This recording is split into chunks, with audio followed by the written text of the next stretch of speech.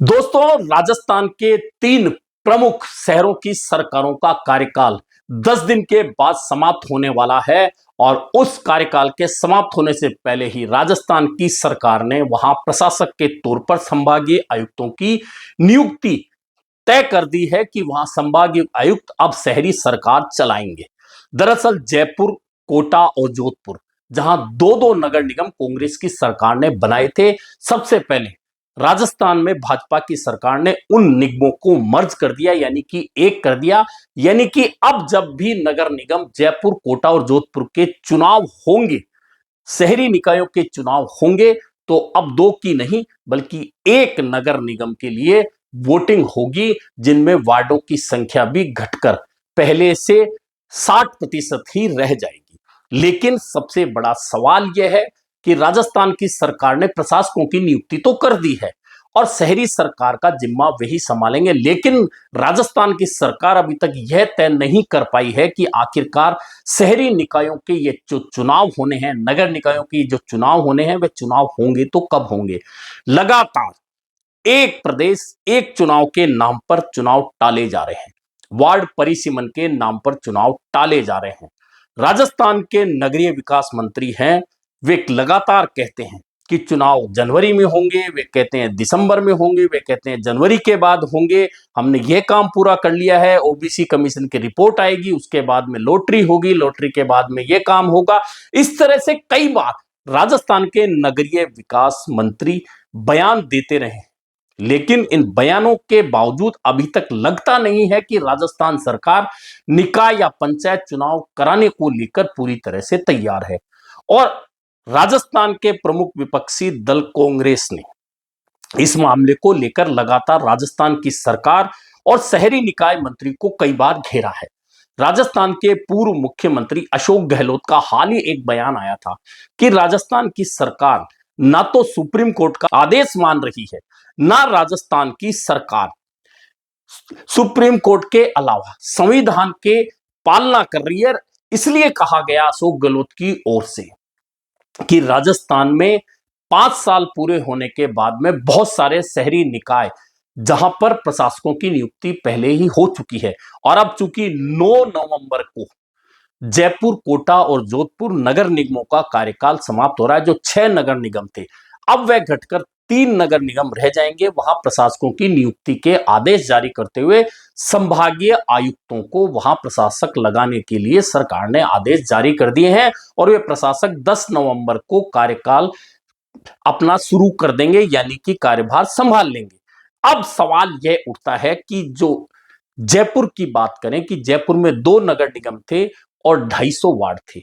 अब 250 वार्डों की जो सरकार चलाने वाले जनप्रतिनिधि यानी कि नगर निगम के पार्षद थे, उनका कार्यालय समाप्त कार्यकाल समाप्त हो जाएगा। कार्यकाल तो समाप्त हो जाएगा, लेकिन उन पार्षदों के लिए, जनप्रतिनिधियों के लिए जो कार्यालयों का निर्माण सरकारी खर्चे पर हुआ था, अब उन कार्यालयों का क्या होने वाला है।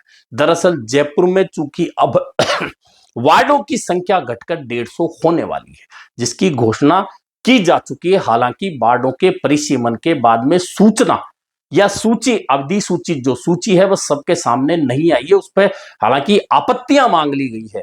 और यह भी तय है कि पहले जो 250 वार्ड थे उनकी संख्या अगर 150 हो जाएगी, जो तो वार्ड में जो रहने वाले लोग थे, जिनकी मतदाताओं की संख्या 7,000, 8,000 या 9,000 तक थी, वह बढ़कर सीधे अब 20,000 से 35,000 तक चली जाएगी। यानी कि अब 3 गुना मतदाता हर वार्ड में होने वाले हैं, वर्तमान की परिस्थितियों के विपरीत।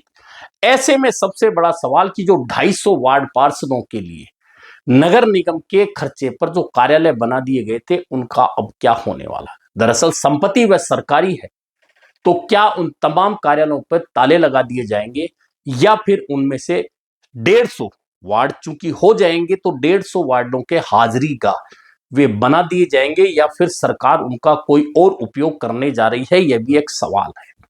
लेकिन सबसे महत्वपूर्ण सवाल यह है कि जब भाजपा की सरकार राजस्थान में आई थी, तो आने के साथ ही स्पष्ट कर दिया था कि एक प्रदेश एक चुनाव, यानी कि नगर निगम, नगर पालिका, नगर परिषद, जिला परिषद, पंचायत समितियों के चुनाव, सरपंचों के चुनाव एक साथ कराए जाएंगे। और जब सरकार ने यह बात सोच ली थी तो आने के साथ ही उसकी तैयारियां क्यों नहीं शुरू की गई? क्योंकि सरकारी तैयारियां पूरी हो गई होती तो सही समय पर चुनाव कराए जा सकते थे, लेकिन सरकार की तैयारियां अधूरी या यूं कह सकते हैं बहुत धीमी रही। ऐसे में 2 साल सरकार के जब पूरे होने जा रहे हैं तब तक भी नगर निकाय या पंचायतों के चुनाव सरकार नहीं करा पाएगी। यह बहुत सीधी सीधी बात है, क्योंकि जनवरी से पहले नगर निकायों के चुनाव होना संभव नहीं है। अब नगर निकायों के चुनाव अगर जनवरी तक होना संभव नहीं है तो पंचायतों का काम तो और भी बड़ा है। तो क्या पंचायत चुनाव को टालकर सरकार और आगे तक ले जाना चाहती है? क्योंकि सरपंचों के स्थान पर पहले ही प्रशासकों की नियुक्ति के रूप में खुद सरपंचों को पावर दी जा चुकी है। तो क्या सरकार शहरों में भी नगर निगम में प्रशासक के तौर पर, एक प्रशासक के तौर पर संभागीय आयुक्त की नियुक्ति तो कर रही है, लेकिन जब वार्ड खाली हो जाएंगे तो आम आदमी काम के लिए जब सीधा जनप्रतिनिधि यानी पार्षद के पास जाता था तो अब वह कहां जाएगा और उन पावर का इस्तेमाल अब कौन करने वाला है? क्या अब हर समस्या को लेकर प्रशासक के पास में जनता को जाना होगा? एक बड़ी समस्या आम जनता के साथ ये होने वाली है, क्योंकि नगर निगम के जिम्मे अधिकांश जो काम है वे छोटे छोटे हैं जो पार्षदों के पास होते हैं। अब क्या उन छोटे छोटे कामों को लेकर जनता सीधे प्रशासक के पास जाएगी? ये एक बड़ी समस्या आम जनता के साथ होने वाली। अब इससे भी अलावा एक उलझन सरकार के साथ और हो गई है, और वह उलझन यह है कि क्या सरकार प्रत्यक्ष रूप से महापौर या नगर निकाय के चेयरमैन का चुनाव सीधे तौर पर जनता के वोट से कराने वाली है? इस बारे में चर्चा तो चल रही है, लेकिन सरकार का रुख अभी तक इस मामले को लेकर भी स्पष्ट नहीं है, क्योंकि नगरीय निकाय मंत्री कहते हैं कि हम सभी से राय ले रहे हैं और अगर ऐसा उचित लगा तो हम सीधे प्रत्यक्ष तौर पर भी महापौर और नगर निकाय के चेयरमैन का चुनाव करा सकते हैं। यानी कि अभी इस मामले में भी सरकार असमंजस में है।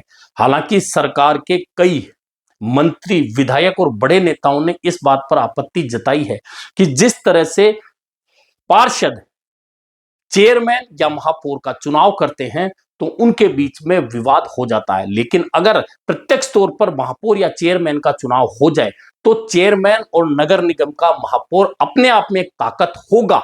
बोर्ड की एक अलग ताकत होगी और महापौर की एक अलग ताकत होगी, तो काम करने में आसानी होगी। और अगर मेयर के पास ताकत होगी तो वह जो प्रशासनिक अधिकारियों के साथ जो टकराव होता है वह टकराव टलेगा।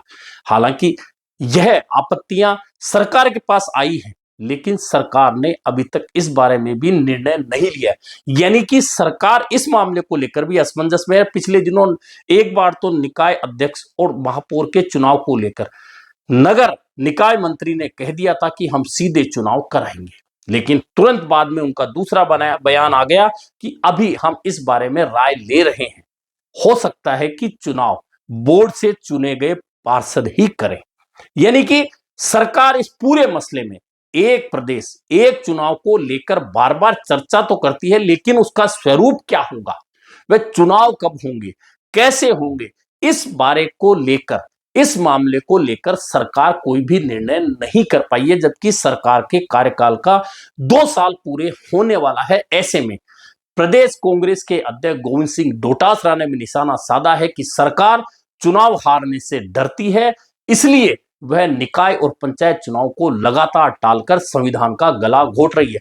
अब भले ही भाजपा के प्रदेश अध्यक्ष मदन राठौड़ ये कहते हो कि कांग्रेस को अपनी गिरेबान में झांकना चाहिए, लेकिन सच्चाई यही है जो गोविंद सिंह डोटासरा और पूर्व मुख्यमंत्री अशोक गहलोत कह रहे हैं कि सरकार इन चुनावों को टालकर संविधान का भी गला घोट रही है। सुप्रीम कोर्ट के आदेश जो कई राज्यों में दिए गए थे, और इसलिए दिए गए थे कि आपको जनप्रतिनिधि हर 5 साल में चुनना है, नगर निकाय को हर 5 साल में चुनना है, पंचायतों को हर 5 साल में चुनना है, तो आखिरकार राजस्थान की सरकार एक प्रदेश एक चुनाव के नाम पर कब तक इन चुनाव को टालती रहेगी? ऐसे में अब महत्वपूर्ण पहलू यह है कि क्या राजस्थान की सरकार जनवरी में जैसा कह रही है जनवरी तक इन चुनाव को करा पाएगी, या फिर किसी बहाने से इन चुनाव को फिर टालकर आगे खसकाया जाएगा। और अगर ऐसा होगा तो राजस्थान सरकार पर जो आरोप लग रहे हैं कि वह हार के डर से चुनाव नहीं करा रही, वे आरोप कहीं ना कहीं राजनीतिक रूप से सच्चे प्रतीत होते